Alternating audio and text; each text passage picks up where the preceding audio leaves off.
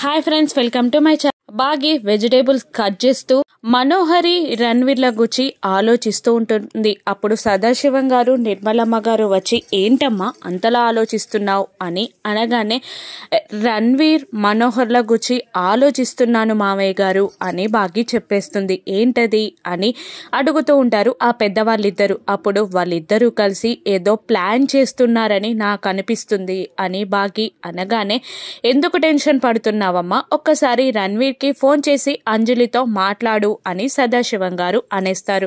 అప్పటికే రణ్వీర్ అంజలిని తీసుకొని ఒక హాస్పిటల్కి చేరతాడు.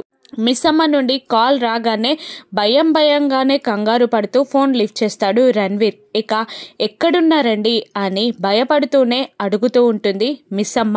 ఇక తడబడుతూనే రణ్వీర్ కూడా మాన్లో ఉన్నాం అని చెప్పగానే పక్క నుండి ఒక వ్యక్తి చిరాకుగా ఫోన్లో మాట్లాడుతూ, ఇదేమైనా గవర్నమెంట్ హాస్పిటల్ అనుకున్నావా, జీ హాస్పిటల్ అని అంటూ హాస్పిటల్ పేరు చెప్పేస్తాడు. ఆ మాటలు లైన్లో ఉన్న బాగి వినేస్తుంది. దాంతో డౌట్గా బయలుదేరుతుంది హాస్పిటల్కి బాగి.